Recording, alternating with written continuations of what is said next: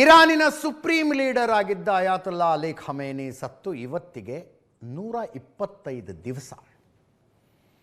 February 28 America ಇಸ್ರೇಲ್ಗಳು ಇರಾನಿನ ಮೇಲೆ ಆರಂಭಿಸಿದ ಯುದ್ಧದ ದಾಳಿಯ ಮೊದಲನೆಯ ಹಂತದಲ್ಲೇ ಅಯಾತುಲ್ಲಾ ಅಲಿ ಖಮೇನಿ ಮತ್ತು ಉಳಿದ 45 ಜನ ಮೃತಪಟ್ಟರು. ಉಳಿದ ಬಹುತೇಕರ ಅಂತ್ಯಕ್ರಿಯೆಗಳ ಮಾಹಿತಿಗಳು ನಮಗೆ ಬಂದು ಅವತ್ತಿಂದ ಕೇಳ್ತಾನೆ ಇದ್ವಿ ನಾವು, ಅಂತ್ಯಕ್ರಿಯೆ ಆಯ್ತಾ ಆಗಿಲ್ವಾ, ಎಲ್ಲಿ, ಯಾವಾಗ.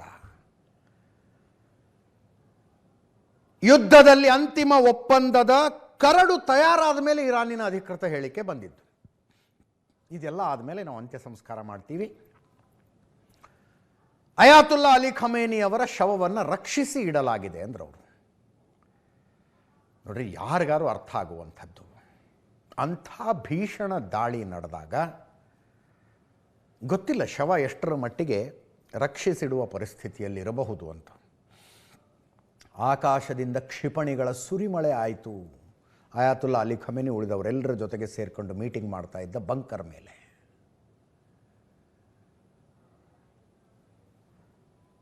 ಯುದ್ಧ ಮುಗಿಯುವ ತನಕ ಅಥವಾ ಶಾಂತಿ, ತಾತ್ಕಾಲಿಕವೇ ಆದರೂ ಶಾಂತಿ ಸ್ಥಾಪನೆಯಾಗುವ ತನಕ ಶವವನ್ನು ರಕ್ಷಿಸಿ ಇಡಲಾಗಿತ್ತು.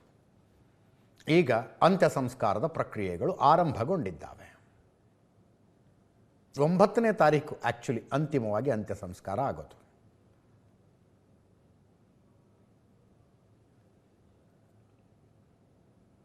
ಬೇರೆ ಬೇರೆ ದೇಶಗಳಿಂದ ಗಣ್ಯರು ಬಂದಿದ್ದಾರೆ. ಅವರ ಪೈಕಿ ಅನೇಕರ ಕಣ್ಣೀರಿಡ್ತಾ ಇರುವ ದೃಶ್ಯಗಳು.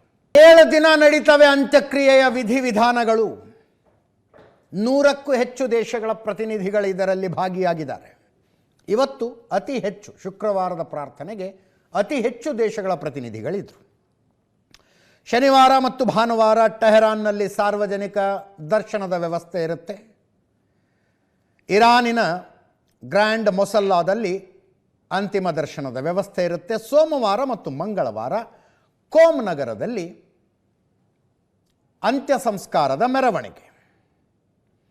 ಜುಲೈ 7ನೇ ತಾರೀಕು ಕೋಮ್ ನಗರ ಅನ್ನೋದು ಶಿಯಾಗಳ ಪಾಲಿಗೆ ಅತ್ಯಂತ ಪವಿತ್ರವಾದ ನಗರ. ಅಫ್ಕೋರ್ಸ್ ಮೆಕ್ಕಾ ಮತ್ತು ಮದೀನಾಗಳು ಕೂಡ ಶಿಯಾಗಳಿಗೆ ಪವಿತ್ರವೇ.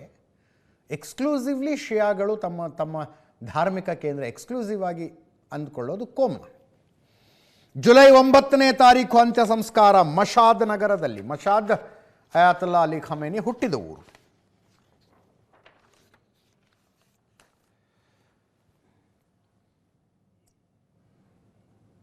ಇರಾನಿನ ಈಗಿನ ಸುಪ್ರೀಂ ಲೀಡರ್, ಹಾಲಿ ಸುಪ್ರೀಂ ಲೀಡರ್ ಮುಜ್ತಬಾ ಅಲಿ ಖಮೇನಿ ಬರುವುದಿಲ್ಲ, ಈ ಯಾವ ಕ್ರಿಯೆಗಳಲ್ಲೂ ಭಾಗಿಯಾಗುವುದಿಲ್ಲ.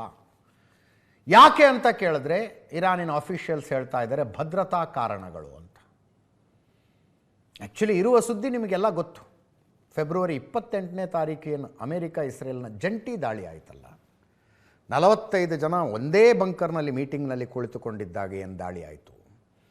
ಯಾವ ದಾಳಿಯಲ್ಲಿ ಅಯಾತುಲ್ಲಾ ಅಲಿ ಖಮೇನಿ ಪತ್ನಿ ಮೃತಪಟ್ಟರು, ಅದೇ ದಾಳಿಯಲ್ಲಿ ಮುಜ್ತಬಾ ಖಮೇನಿ ಪತ್ನಿ ಮತ್ತು ಮಕ್ಕಳು ಕೂಡ ಮೃತಪಟ್ಟರು. ಮುಜ್ತಬಾ ಖಮೇನಿ ಗಂಭೀರವಾಗಿ ಗಾಯಗೊಂಡರು ಅಂತ ಸುದ್ದಿ ಜೋರಾಗಿದೆ. ಅದನ್ನು 2-3 ಸಲ ಡೊನಾಲ್ಡ್ ಟ್ರಂಪ್ ಕೂಡ ಹೇಳಿದ್ದಾರೆ.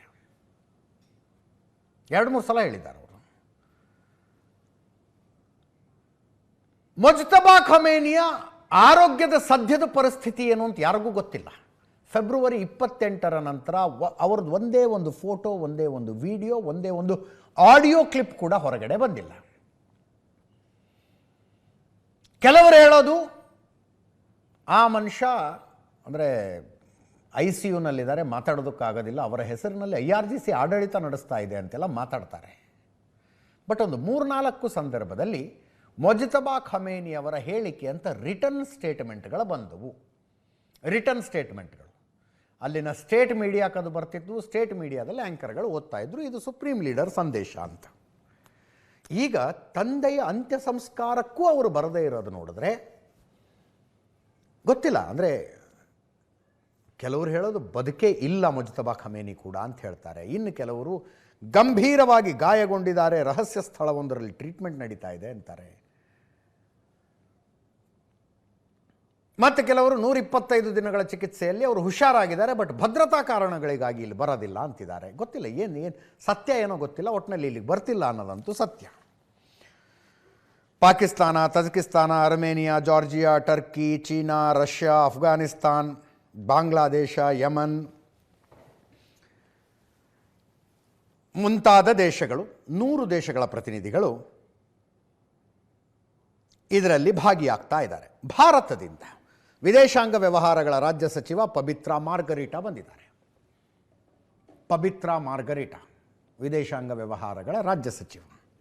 ಜೊತೆಗೆ ಬಿಹಾರದ ರಾಜ್ಯಪಾಲ ಸೈಯದ್ ಅತಾ ಹಸ್ನೈನ್ ನಿಯೋಗದಲ್ಲಿ ಭಾಗಿಯಾಗಿದ್ದಾರೆ. ಬಿಹಾರದ ರಾಜ್ಯಪಾಲ ಸೈಯದ್ ಅತಾ ಹಸ್ನೈನ್ ಇವರು ಮುಂಚೆ ಭಾರತೀಯ ಸೇನೆಯಲ್ಲಿ ಲೆಫ್ಟಿನೆಂಟ್ ಜನರಲ್ ಆಗಿದ್ದರು. ಅತ್ಯಂತ ಉನ್ನತ ಸ್ಥಾನದಲ್ಲಿರುವ ಶಿಯಾ ಮುಸ್ಲಿಂ.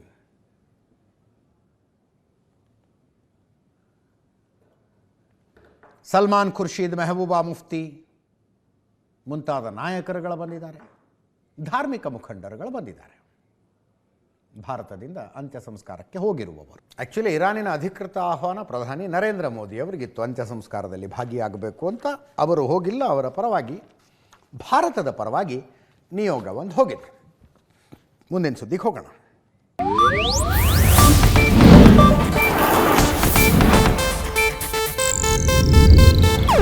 ಇದು ಏಷ್ಯಾನೆಟ್ ನ್ಯೂಸ್ ನೆಟ್ವರ್ಕ್ ಪ್ರಸ್ತುತಿ.